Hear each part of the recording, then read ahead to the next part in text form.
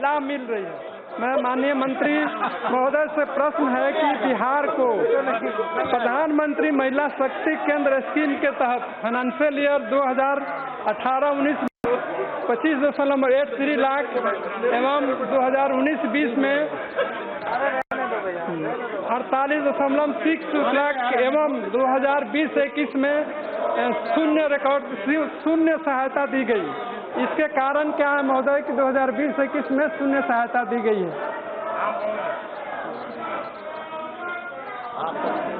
महोदय, आपके माध्यम से माननीय सांसद को अवगत कराना चाहती हूँ कि स्टेट का शेयर तभी जाता है जब भारत सरकार के पास यूटिलाइजेशन सर्टिफिकेशंस आते हैं, किंतु साथ ही जैसा कि जवाब में इंगित है, इस स्कीम को इस फाइनेंशियल ईयर में समाप्त कर आप ही की उपस्थिति में माननीय प्रधानमंत्री जी के आशीर्वाद से हमारे बजट में हमारी वित्त मंत्री ने मिशन शक्ति को प्रेषित किया है। उसके अंतर्गत महिला सशक्तिकरण के कार्यक्रम राष्ट्र भर में प्रदेश की सरकारों के साथ समन्वय में चलाए जाएंगे। महिला शक्ति केंद्र से उत्पन्न हुई जो चुनौतियां रही, उनका समाधान इस मिशन शक्ति के अंतर्गत हम करना चाहेंगे।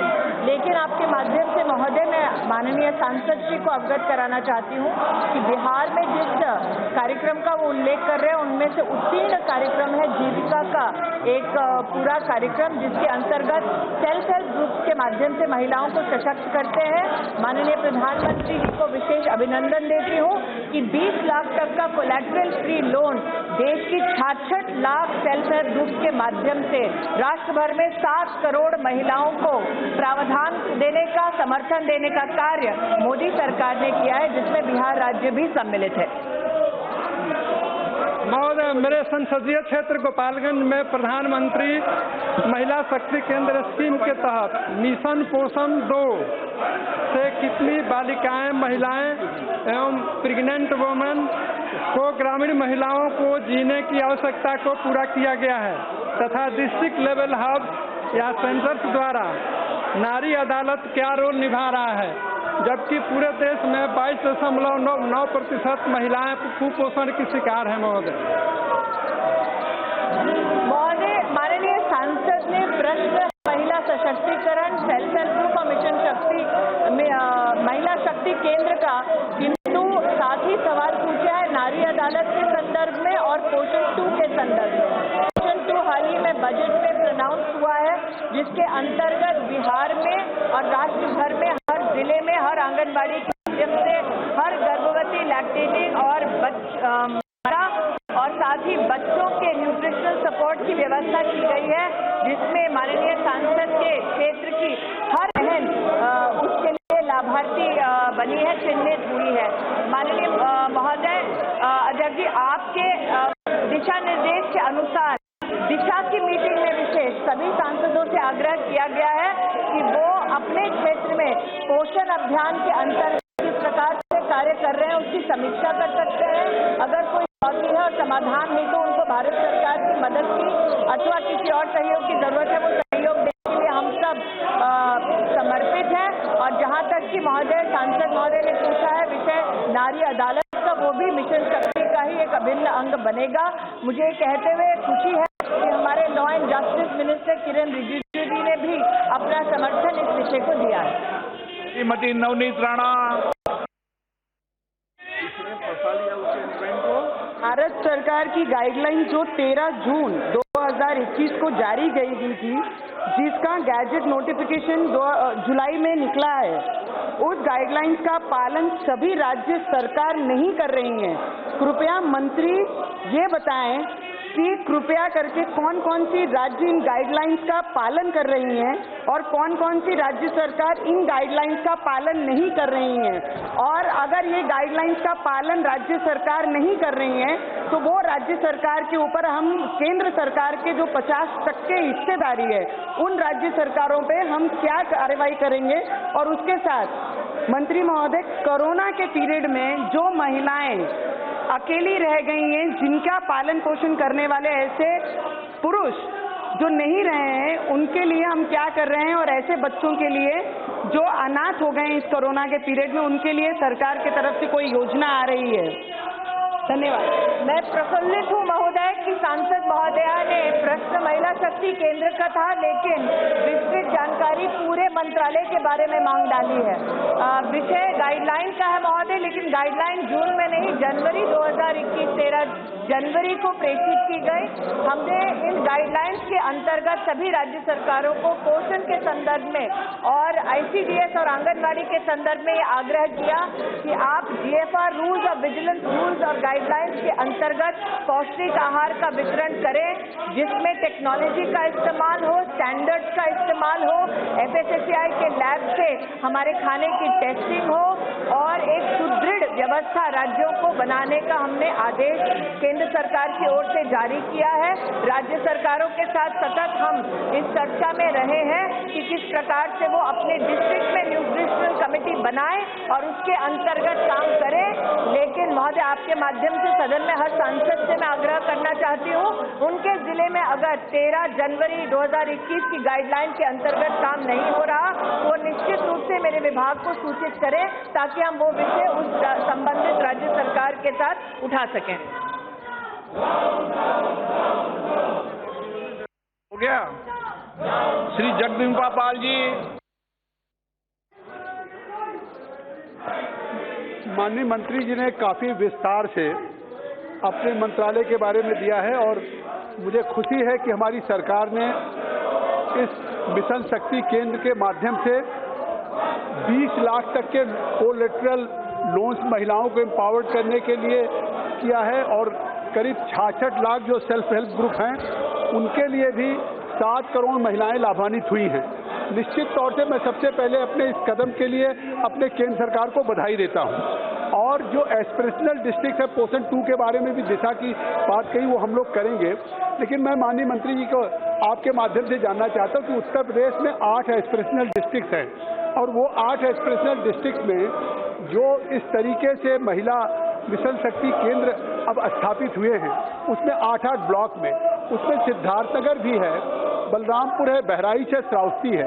तो इन केंद्रों के पोषण 2 के साथ और इनमें कौन से कदम उठाए गए हैं और कितना, इसमें मैं आपके माध्यम से जानना चाहता हूँ।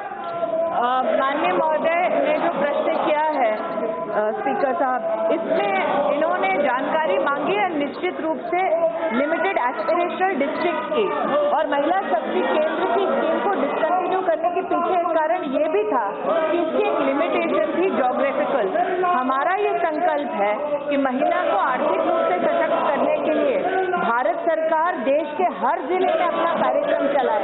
उसके लिए मिशन शक्ति के अंतर्गत हम हर जिले के प्रशासन को जो हैंड्स ऑन डेक चाहिए, चाहे वो टेक्निकल लोड हो, चाहे वो एडमिनिस्ट्रेटिव रिसोर्सेज हो, ये सारे रिसोर्सेज उपलब्ध कराने की मंशा रखते हैं। लेकिन महोदय, ये भी कहना उचित होगा कि महिलाओं का आर्थिक सशक्तिकरण मात्र मेरे मंत्रालय तक सीमित नहीं है। आपकी अनुमति से मैं ये कहना चाहूंगी कि आज उत्तर प्रदेश के संदर्भ में जो जगदम्बिका पाल जी ने प्रश्न किया, आपकी जो कमिटीज फंक्शनल होनी चाहिए वो हर एस्पिरेशनल डिस्ट्रिक्ट में फंक्शनल है। लेकिन भारत सरकार ने अब तक जनधन योजना के माध्यम से राष्ट्र के इतिहास में पहली बार 22 करोड़ 80 लाख महिलाओं का बैंक का खाता खोला। आर्थिक सशक्तिकरण की दृष्टि से वो एक बहुत बड़ी ऐतिहासिक पहल रही। स्टैंड अप इंडिया में जिसमें 1 करोड़ तक का लोन मिलता है, उसमें भारत सरकार ने जब विशेष महिलाओं को लोन देने की बात की तो 81% लोन स्टैंड अप इंडिया में महिलाओं को गए। मुद्रा योजना का एक ऐतिहासिक जो निर्णय प्रधानमंत्री जी ने लिया, उसके माध्यम से देश में 17 करोड़ 60 लाख बहनों को मुद्रा योजना का लाभ मिला। और जैसा कि मैं पहले भी कह चुकी हूँ, 66 लाख सेल्फ हेल्प ग्रुप को 20 लाख रुपए तक का कोलैटरल फ्री लोन देने का काम मोदी सरकार ने किया। और स्पीकर साहब, आप बार बार इस बात का उल्लेख करते रहे कि मनरेगा में महिलाओं की भागीदारी बढ़े। यही मंशा माननीय प्रधानमंत्री जी की रही। साल 2019-20 में मनरेगा में 104 करोड़ पर्सन डेज से ज्यादा का काम मात्र और मात्र देश की महिलाओं ने किया। महिलाओं का आर्थिक सशक्तिकरण मोदी सरकार का एक सामूहिक संकल्प है, जिसमें हर विभाग, हर मंत्रालय अपनी अहम भूमिका निभा रहा है। सर, मैं ये बोलना चाहता हूं, मैं फिर से अपील करना चाहता हूं, आईटी मिनिस्टर श्री अश्विनी जी वैष्णव दोनों हाउस में डिटेल स्टेटमेंट दिया है। ये नॉन इशू बना के दुर्भाग्यपूर्ण से 7-8 दिन से संसद नहीं चल रहा है। बहुत other important issues are there are so many other important people related issues, जनता को जो संबंधित विषय है वो चर्चा करने के लिए जो बीएससी में तैयार होता है उसके लिए भारत सरकार तैयार है। और बिल भी बहुत इंपॉर्टेंट बिल है। सरकार भी नहीं चाहते कि बिना चर्चा वो पारित हो जाए। सरकार का मत बहुत स्पष्ट है, we don't want to pass a bill without discussion and there are, as I have already told, there are so many issues which are directly related to the poor people of India. Let them raise the issue, let them suggest. Government is ready for discussion, but most unfortunately they are not allowing the parliament to run, and the question hour is the right of the members. All more than 350 members want the question hour. Despite of that, behaving like this, it is most unfortunate. I once again appeal, whatever is decided in the first BAC and under your leadership and your guidance, whatever you suggest, government is ready for the discussion, and IT minister has given detailed statement. This is a totally non-issue, non-serious issue also. Kindly allow the house to function. Question number 162, Sri Adal Prabhakar Reddy. Sir, question number 162.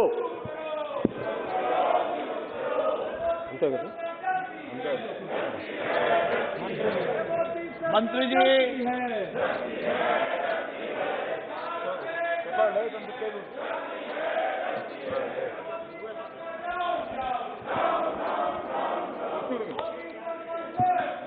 Sir, Honorable Speaker, sir, whether there are ongoing trials of scientific studies regarding the safety of Ayush 64 in cases of pregnant or lactating women, if so, details thereof. Whether the government has plans to introduce and promote Ayush 64 internationally Girish ji, through platforms. माननीय सदस्य गिरीश जी, no, गलत, ऐसा नहीं कर।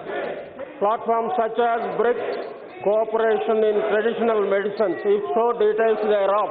Thank you.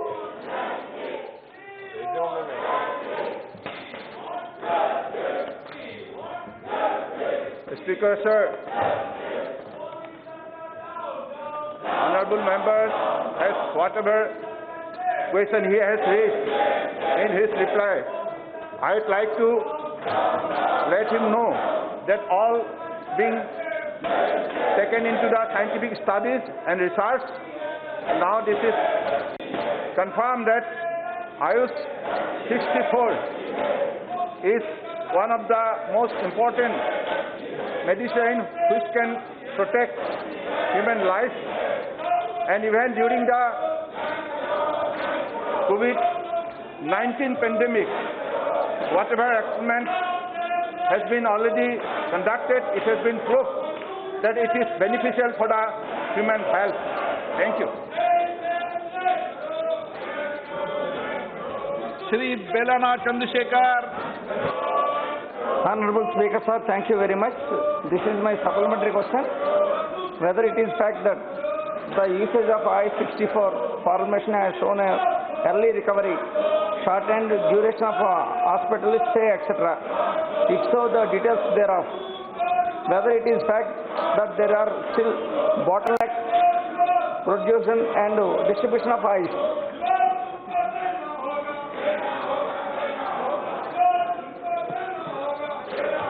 Respected Speaker, sir, Ayush 64 and particularly now it has been proved that the person who is suffering from coronavirus, the mild and moderate and asymptomatic, this particular Ayush 64, whoever has consumed it, they got the relief. So this is already scientifically proved. Thanks. Ji Question 163.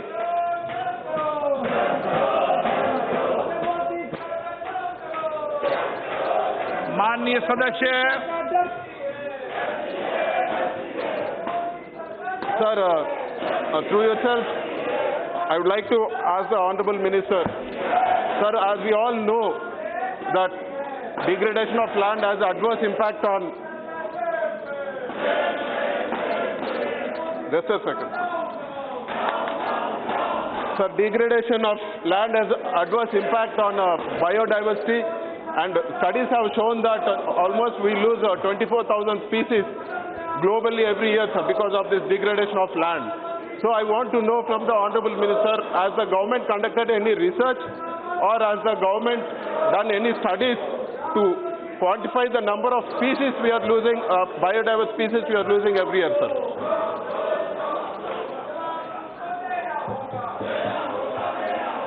माननीय अध्यक्ष महोदय, मैं आपके माध्यम से माननीय सदस्य को बताना चाहता हूं कि भारत सरकार के स्पेस एप्लीकेशन सेंटर के द्वारा इस विषय का अध्ययन किया जाता है और एक तरीके से ये अनुमानित किया गया है कि 96 मिलियन हेक्टेयर जमीन ये भूमि के क्षरण के कारण, ये रेगिस्तानीकरण के कारण, ये भूमि अपनी उत्पादक क्षमता के कारण प्रभावित हुई है और इसकी जो समस्या है उसका जो सबसे बड़ा कारण है वो भूमि की उत्पादकता की कमी, वाटर इरोजन, वाटर लॉगिंग और उसके साथ साथ भूमि का खारापन भी है। भारत सरकार ने 2015 के पेरिस एग्रीमेंट में इस बात को तय किया गया कि देश में 26 लाख मिलियन हेक्टेयर जमीन को हम 2030 तक सुधारेंगे और इसको लेकर के भारत सरकार के विभिन्न मंत्रालयों की एक अंतर मंत्रालय सचिवों की समिति भी बनी है और विभिन्न मंत्रालयों के द्वारा कार्यक्रम भी चलाए जा रहे हैं। माननीय सदस्य महोदय ने स्पेसिफिक पूछा है कि क्या कार्यक्रम चलाए जा रहे हैं। मैं बताना चाह रहा हूं कि मिनिस्ट्री ऑफ एनवायरनमेंट, फॉरेस्ट और क्लाइमेट चेंज के द्वारा national afforestation programme, green India mission, compensatory afforestation programme, national adoption fund for climate change, national mission for Himalayan studies किया जा रहा है। उसके साथ जो एग्रीकल्चर मिनिस्ट्री है वहाँ प्रधानमंत्री कृषि सिंचाई योजना, green revolution, national mission for sustainable agriculture, उसके साथ जो जल शक्ति मंत्रालय है उसके द्वारा Atal Bhujal Yojana, national mission for clean Ganga programme, PMSKY command area development and water management programme, flood management programme किया जा रहा है। इसके अतिरिक्त रूरल डेवलपमेंट मिनिस्ट्री के द्वारा PMSKY integrated watershed management programme, ministry of fisheries के द्वारा the national livestock mission programme, ministry of housing और अर्बन अफेयर के द्वारा Atal mission and rejuvenation and urban transformation programme, city mission और ministry of road transport के द्वारा the green highway policy और इन सब के समन्वित सचिवों की एक बैठक भी हुई है। पिछली बार भी एक बैठक हो चुकी है और समन्वित रूप से सरकार ने जो लक्ष्य तय किया है कि 2030 तक 26 लाख मिलियन हेक्टेयर जमीन को इस डिग्रेडेशन से बचाया जाएगा, उसके लिए समन्वित रूप से कार्य हो रहा है।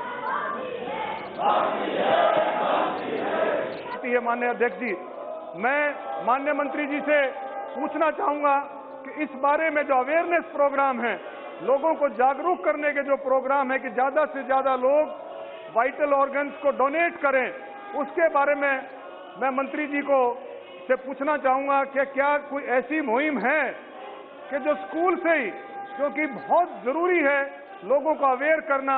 मैं ये जानना चाहूंगा क्या स्कूल के पाठ्यक्रम में भी मंत्री जी का ऐसा प्रोग्राम है कि बच्चों के से शुरू हो जाए कि भी उनको इस इम्पोर्टेंस की कि भाई इसमें लाइफ की क्या इम्पोर्टेंस है, डोनेशन की क्या इम्पोर्टेंस है वाइटल ऑर्गन्स की, ये स्कूल के पाठ्यक्रम में, कॉलेजों में, इंस्टीट्यूशंस में। और मंत्री जी, इसमें कई तरह के अंधविश्वास हैं। लोग जब डोनेशन की बात जब आती है ऑर्गन्स के, तो मैं कहूँगा कि धार्मिक संस्थाएं, धार्मिक गुरु, हर धर्म के गुरु, धार्मिक संस्थाएं और धार्मिक समाज संस्थाएं इसमें जुड़ करके लोगों को जो है जागरूक करें। और मैं मंत्री जी से ये पूछूंगा कि भी क्या स्कूल के पाठ्यक्रमों में इस लोगों को अवेयरनेस के लिए, स्कूल के बच्चों को अवेयरनेस के लिए इस पर को जोड़ेंगे, ये मैं पूछना चाहूंगा। अध्यक्ष महोदय, माननीय सदस्य ने जो प्रश्न उपस्थित किया है बहुत महत्वपूर्ण है। ऑर्गन डोनेशन और वर्तमान समय में जिस तरह से मेडिकल साइंस आगे बढ़ रहा है और ये मेडिकल साइंस का उपयोग लोगों की जिंदगी को बचाने के लिए हो, इसलिए दुनिया में बहुत कुछ कार्य हुए हैं, इंडिया में भी उसके ऊपर कार्य चल रहे हैं। खास करके ऑर्गन के संदर्भ में हम बात करें तो हमारे यहाँ kidney, liver, heart, lungs, intestine, pancreas जैसे ऑर्गन उसका रिप्लेस करने के लिए या तो ये सब ऑर्गन लोगों को आसानी से मिल सके, इसलिए भारत सरकार की ओर से नेशनल ऑर्गन ट्रांसप्लांट प्रोग्राम चलाया जाता है और नेशनल ऑर्गन ट्रांसप्लांट प्रोग्राम के अंतर्गत नेशनल लेवल पर, स्टेट लेवल पर अथॉरिटीज गठित की गई है, ऑर्गेनाइजेशन गठित किया गया है, रीजनल व्यवस्था की गई है और ये माध्यम से व्यापक पब्लिक अवेयरनेस का कार्यक्रम चलाया जाता है।